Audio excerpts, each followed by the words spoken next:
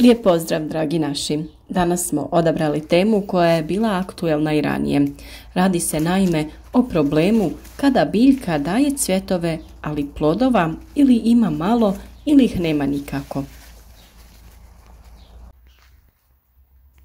Temperature u proteklom periodu su bile izrazito visoke i naše biljke su trpile veliki stres. Čak što više, noćna temperatura je bila dosta niska, što predstavlja još veći problem. Ove oscilacije često dovode do poremećaja u plodonošenju, ali i do pojave bolesti. Do sada smo situaciju držali pod kontrolom, ali i naredni period će biti dosta izazovan. Održavanje zdravlja biljaka predstavlja velik problem, a naročito u periodu plodonošenja.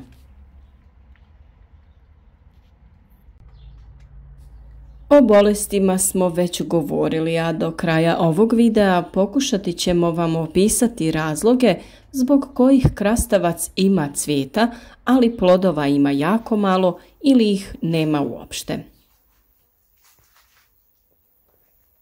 Da bi se nosili sa ovim problemom, trebamo znati koji su mogući uzroci. Na početku da kažemo da biljke imaju muške i ženske cvjetove. Muški cvjetovi služe za oplodnju ženskih, nakon čega opadaju. Nakon oplodnje ženskih cvjetova razvije se plod. Ako nema tih ženskih cvjetova, neće biti ni oplodnje, a ni plodova. A kako razlikovati muške od ženskih cvjetova? Muški cvjetovi imaju dužu peteljku, dok ženski imaju već oblikovan mali plod.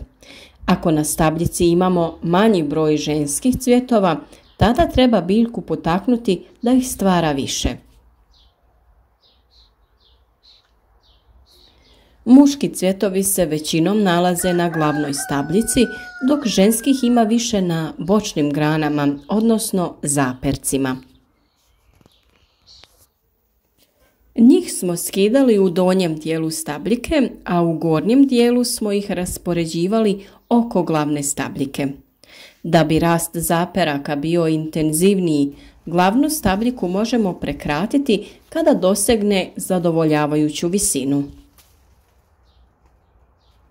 Mi krastavac uzgajamo na mreži u plasteniku, ali i na otvorenom. Nakon što glavna stabljika dosegne visinu mreže, prekraćujemo je, odnosno pinciramo. Neke od zaperaka skraćujemo, a neke puštamo da rastu preko mreže ili da se spuštaju nazad. Ovo je dobro rješenje nakon što uklonimo stare ili bolesne listove sa donjeg dijela stabljike.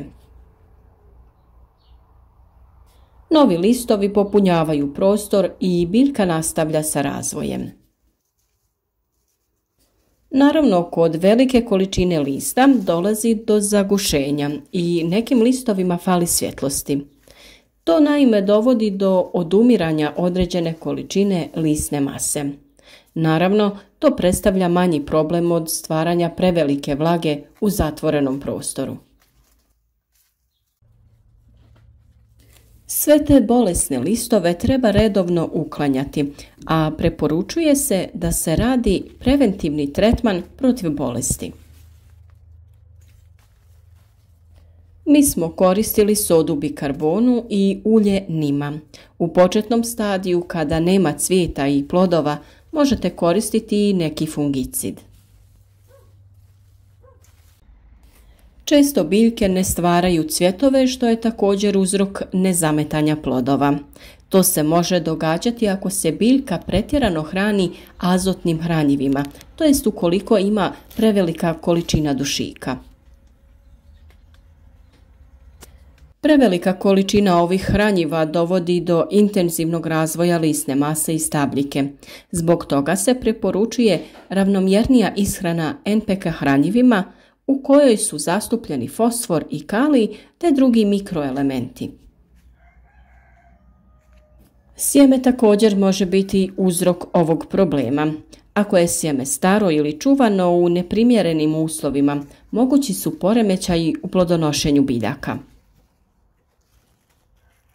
Prilikom kupnje sjemena treba obratiti pažnju na vremenski rok koji je predviđen za upotrebu. Ako sami ostavljate sjeme, pobrinite se da to pravilno uradite, odnosno pustite da sjeme prođe kroz prirodni proces fermentacije. O temi uzimanja i čuvanja sjemena smo pričali u našim videima. Potražite te videe na našem kanalu i proširite svoje znanje o uzgoju biljaka. Ne zaboravite ispod videa označiti like da bi podržali naš rad, a biti će nam drago ako nam ostavite i komentar i napišete nešto o vašem uzgoju biljaka, od kud nas pratite ili ako imate neko pitanje, slobodno nam pišite. Sljedeći razlog loše oplodnje cvjetova ili slabijeg zametanja plodova jeste zalijevanje hladnom vodom. Mi za zalijevanje koristimo vodu koja najčešće stoji 24 sata u cisternoj. To je dovoljno da joj se temperatura promijeni, a najbolje bi bilo za zalijevanje koristiti kišnicu. Ovdje treba obratiti pažnju i na količinu vode.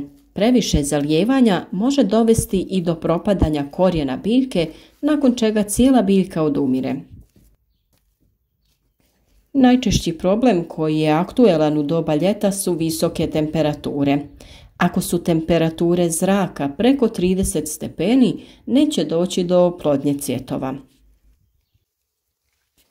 Na ovo treba obratiti pažnju ako je krastavac u zatvorenom prostoru.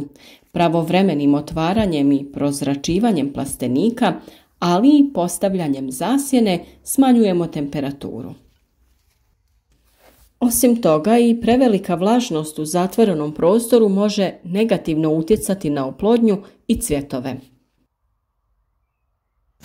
Prema tome, ako se biljka uzgaja u plasteniku, potrebno je obratiti pažnju na ventilaciju, smanjenje temperature ispod 32 stepena i vlage ispod 90%. Za prihranu krastavaca, ali i drugih biljaka, koristimo hranjiva koja sadrže fosfor, ali i mikroelemente poput bora, koji je jako bitan za zametanje plodova. A za sam razvoj ploda bitni su kalij i kalcij, pa samom primjenom hranjiva gledamo da u njima imaju i ti mikroelementi koji su bitni za razvoj cvijeta i novih plodova. Pojava truleži i drugih oboljenja na biljkama također mogu biti uzrok slabe oplodnje. Razvojem gljivica biti će zahvaćeni svi dijelovi biljke, pa tako i cvjetovi. To će također omesti oplodnju, a često i sami plodovi mogu propasti. Zbog toga je bitna preventivna zaštita, a nakon što primijetimo prve znakove bolesti, trebamo reagirati. Bolest se najčešće razvija uslijed dugotrajnog zadržavanja vlage na listu. Budući da se vlaga najčešće zadržava na samom rubu lista, tu je i najveća vjerovatnost pojave bolesti. Listove treba posušiti tako što prozračujemo plastenik prije nego temperature krenu da rastu. Ukoliko se neki listovi ipak razbole, tada ih je potrebno ukloniti. A ako se razboli čitava stabljika, ne treba oklijevati. Potrebno je tada ukloniti cijelu biljku. Dezinfekciju rezova možemo uraditi otopinom soda bikarbone. Redovitom berbom plodova potičemo biljku da stvara nove cvjetove, tako da i na to treba obratiti pažnju. Nakon što plod krastavca bude odgovarajuće veličine, potrebno ga je ubrati. Tada biljka preusmjerava hranjiva u druge dijelove biljke, odnosno cvjetove i nove mlade plodove. Naš je krastavac cijelu sezonu pun plodova i intenzivno se širi, a uz sve to ima i obilje novog cvijeta. Osim problema sa širenjem bolesti na listovima, koje se nadamo da ćemo uspjeti spriječiti, naši krastavci bi trebali stvarati nove plodove još dugo vremena. Nadamo se da smo ovim videom dali vam potrebne informacije ako biljke koje uzgajate ne daju dovoljno plodova. Zapratite naš kanal i ne zaboravite podijeliti ovaj video sa prijateljima na društvenim mrežama kako bi i drugi imali koristi od naših savjeta.